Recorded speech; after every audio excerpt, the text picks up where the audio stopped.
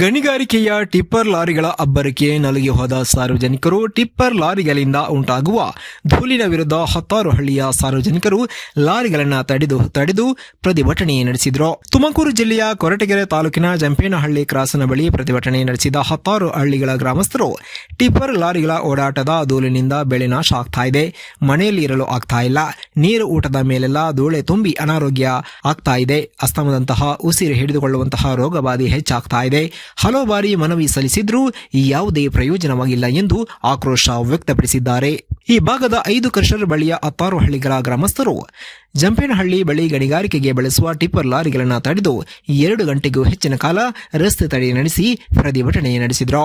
Koratagere ASI Dharmegowda, head constable Rajanna ಪ್ರತಿಭಟನಾ ನಿರತ ಸಾರ್ವಜನಿಕರಿಗೆ ಸೂಕ್ತ ಭರವಸೆ ನೀಡಿ ಸಮಾಧಾನ ಮಾಡುವಲ್ಲಿ ಸಕ್ಸಸ್ ಆದರು. ವರದಿ ಮಂಜುಸ್ವಾಮಿ ಎಂಎನ್, ಕೊರಟಗೆರೆ. ನಾವು ನಮ್ಮ ಹೆಸರು ನಾಗೇಶ್ ಅಂತ ಜಂಪೇನಹಳ್ಳಿ ಕ್ರಾಸ್ನಲ್ಲಿ ಟೀ ಹೋಟ್ಲ್ ಇಟ್ಕೊಂಡಿದ್ದೀವಿ. ಇಲ್ಲಿ ಹಲವಾರು ಬಾರಿ ನಾವು ಮಾಹಿತಿನೂ ಕೊಟ್ಟಿದ್ದೀವಿ, ಕ್ರೆಷರ್ಗೂ ಸಹ ಹೇಳಿದ್ದೀವಿ. ಕ್ರೆಷರ್ ಮಾಲೀಕರಿಗೂ ಯಾವುದೇ ರೀತಿಯಾದಂಥ ಕೆಲಸ ಆಗಿಲ್ಲ. ದಿನ ಒಂದು 150ರಿಂದ 200 ಲಾರಿ ಓಡಾಡ್ತವೆ. ಈ ಧೂಳನ್ನ ಕುಡಿದು ನಮಗೆ ಬಹಳ ಹೊಟ್ಟೆ ನೋವು ಸ್ಟಾರ್ಟ್ ಆಗಿದೆ, ಬಹಳ ತೊಂದರೆ ಆಗ್ತಾ ಇದೆ. ಅದರಿಂದ ನೀರು ಹೊಡೆಯಲ್ಲ, ಈ ಕೆಲಸನೂ ಮಾಡಲ್ಲ. ಈಗ ಏನೋ ತಡ ಹಾಕಿದಾಗ ಕೇಳ್ತಾರೆ ಅವರು, ನಾವು ಬಿಡ್ತೀವಿ ಈಗ ಬರ್ತೀವಿ ಅಂತ. ತಡ ಹಾಕಿದ್ಮೇಲೆ ಲಾರಿ ಕಳಿಸ್ತಾರೆ, ಆಮೇಲೆ 1 ದಿನ 2 ದಿನ ಹೊಡೆದ್ಬಿಟ್ಟು ತಿರ್ಗಾ ತಿಂಗಳನ್ಗಟ್ಲೆ ಹೊಡೆಯೋದೇ ಇಲ್ಲ. ಅದರಿಂದ ನಮಗೆ ಬಹಳ ತೊಂದರೆ ಆಗ್ತಾ ಇದೆ. ಅದರಿಂದ ತೊಂದರೆನ ನಿವಾರಣೆ ಮಾಡೋಕ್ಕೆ ಸರ್ಕಾರ ಆಗಿರ್ಬೋದು ಅಥವಾ ಕ್ರೆಷರ್ ಮಾಲೀಕರಾಗಿರ್ಬೋದು ಯಾರಾದರೂ ಸಹ ಸರಿಪಡಿಸಿ ಈ ಗ್ರಾಮದ ಸುವ್ಯವಸ್ಥೆಯನ್ನು ಕಾಪಾಡುವಲ್ಲಿ ವಿಫಲರಾಗಿದ್ದಾರೆ ಅಂತ ನಾವು ಘಂಟಾಘೋಷವಾಗಿ ಹೇಳ್ತಾ ಇದ್ದೇವೆ. ಎಷ್ಟು ಕ್ರಷರ್ಗಳಿಲ್ಲ ಓಡಾಡ್ತವೆ? ಕ್ರೆಷರ್ ಲಾರಿ ಇಲ್ಲಿ ನಮ್ಮ ಸಿಎಂದುರ್ಗ ಹೋಬಳಿನಲ್ಲಿ 5 ಕ್ರೆಷರ್ ಅವೆ.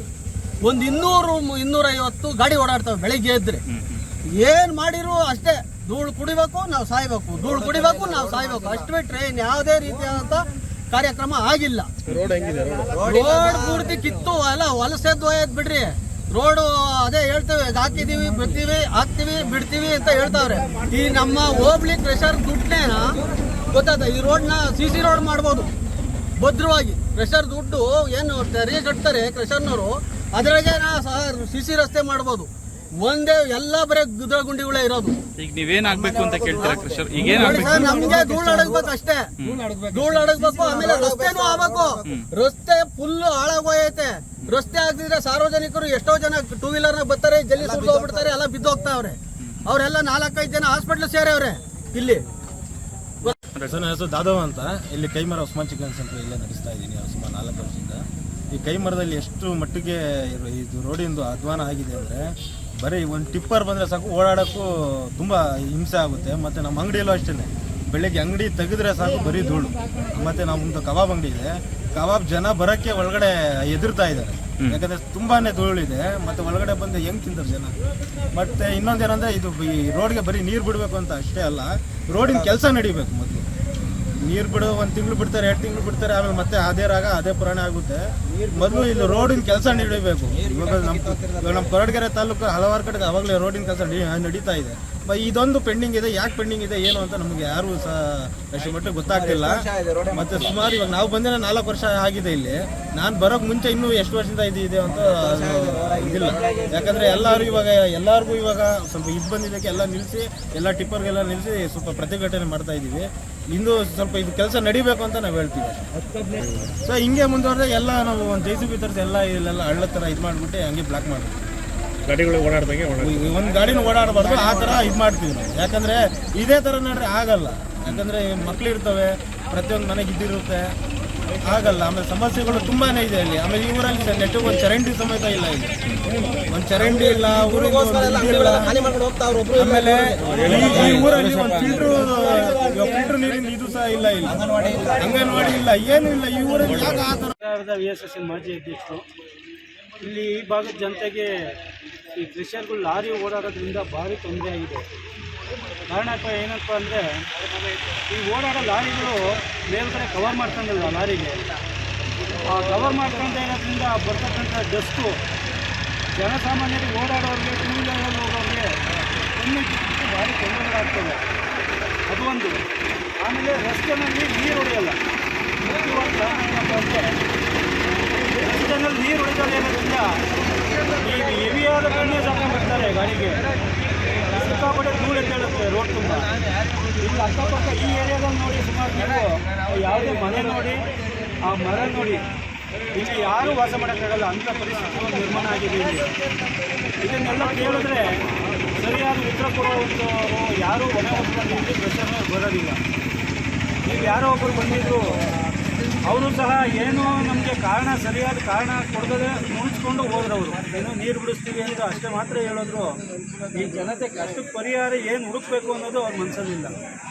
ಆದ್ದರಿಂದ ಇಲ್ಲಿನ ಜನತೆಗೆ ಅನುಕೂಲ ಆಗೋ ರೀತಿಯಲ್ಲಿ ಸಂಬಂಧಪಟ್ಟ ಅಧಿಕಾರಿಗಳು ಗಮನ ಹರಿಸಿ ನಿಷ್ಪಕ್ಷಪಾತವಾಗಿ ಇಲ್ಲಿ ಜನತೆಗೆ ನ್ಯಾಯ ಒದಗಿಸ್ಕೊಡ್ಬೇಕು ಅಂತೇಳಿ ನಾನು ಈ ಗ್ರಾಮಸ್ಥರ ಪರವಾಗಿ ಕೇಳ್ತಾ ಇದ್ದೀನಿ. ಗಟ್ಟರಲ್ಲಿ ಶ್ರೀನಿವಾಸಪುರ ನಂದೇರಿ ಪ್ರಾಬ್ಲಮ್ ಇಂದ ಅಲ್ಲಿ ನೀರು ಕುಡಿಯೋ ನೀರು ಬಿಟ್ಕೊಂತಿದ್ರು. ಅದಕ್ಕೋಸ್ಕರ ಇಲ್ಲಿ ಬಂದಿಲ್ಲ ಅಷ್ಟೇ. ಡೈಲಿ ಟ್ಯಾಂಕರ್ ಬರ್ತಾ ಇದೆ ಸರ್, ಏನು ತೊಂದರೆ ಇಲ್ಲ, ಬರ್ತಿದೆ, ಬಿಡ್ತೀನಿ ಬೆಳಗಿಂದ. ಎಷ್ಟು ಟೈಮ್ ಬಿಡ್ತಿದ್ದೀರಾ ಸರ್ ಪರ್ ಡೇ? ಸರ್ ನಮ್ಮ ಟ್ಯಾಂಕರ್ 2 ಸಲ ಬರ್ತದೆ. ಅಂದ್ರೆ ನಿಮ್ಮ ಟ್ಯಾಂಕರ್ ಅಂದ್ರೆ ಯಾವ crusher? Bavikatte crusher, H crusher. ಹಾಂ, 2 ಟೈಮ್ ಬರುತ್ತೆ. ಬೇರೆ ಬೇರೆ ಕ್ರಷರ್ಗಳು ಸರ್? ಅವರು ಬರ್ತಾರೆ ಸರ್, ಹಾಂ, ಅವರು ಬರ್ತಾರೆ, ಟ್ರ್ಯಾಕ್ಟರ್ ಬರುತ್ತೆ. ಅಲ್ಲಿ ಗ್ರಾಮಸ್ಥರ ಪ್ರಕಾರ ಆಲ್ಮೋಸ್ಟ್ 1 ತಿಂಗಳಿಂದ ಒಂದು ವಾರದಿಂದ ಪ್ರಾಬ್ಲಮ್.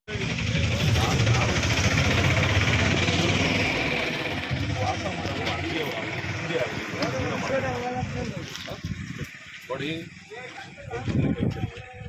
ಎಲ್ಲ ಕ್ರಷರ್ ಟ್ಯಾಂಕರ್ ಆಯಿತು. 5 ಟೈಮ್ಸ್ ಟೋಟಲ್ ಎಲ್ಲ ಕ್ರಷರ್ ಒಂದೊಂದ್ಸರಿ ಬಿಡಿ. ಒಬ್ಬರಿಗೆ ಹೊಣೆ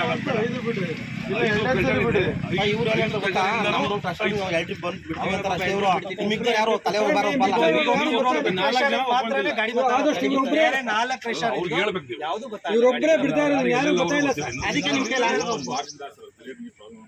ಅಲ್ಲಿ ಹಿಡ್ಕೊಂಡು ಇಲ್ಲ ಸರ್, ಸ್ಕೂಲಿಗೆ ಯಾರು ಇಲ್ಲ ಗೊತ್ತಾಯ್ತು ಸರ್, ಇನ್ಯಾರ್ದು ಗೊತ್ತಾಯಿಲ್ಲ.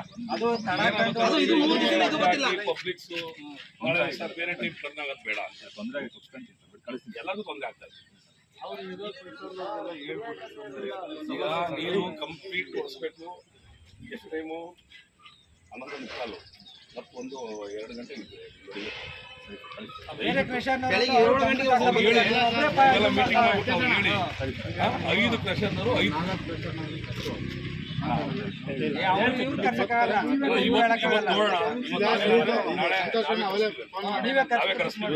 ಸರ್. ಈಗ ಅದು ಕರ್ಸ್ಬೇಡಿ, ಏನು ಬೇಡ್ರಿ, ನಾಳೆ ಟೈಮಿಂಗ್ಸ್ ಕೊಡಿ. ನೀವು ಬನ್ನಿ, ನೀವು ಅಲ್ಲಿ ಮಾತಾಡೋದು ನಮ್ದೇನು ನಾವು 9-8 ಟೈಮಿಂಗ್ಸ್ ಹೇಳಿ ಸರ್. ನಮ್ಮ ಟೈಮಿಂಗ್ ಇಂಪಾರ್ಟೆಂಟ್. ನಿಮ್ಮ ಟೈಮಿಂಗ್ಸ್ ಹೇಳಿ. ನಮ್ದೇನು ಸಂಜೆ ಆಯಿತು, ಈ ಸಂಜೆ ಬೇಡ, ನಾಳೆ ಬೆಳಗ್ಗೆ 10 ಗಂಟೆ ಕರೆಸ್ತೀವಿ. ನೀವು ಕಮ್ಯುನಿಕೇಟ್ ಮಾಡ್ಕೊಂಡು ಈಗ ಇವ್ರದ್ದು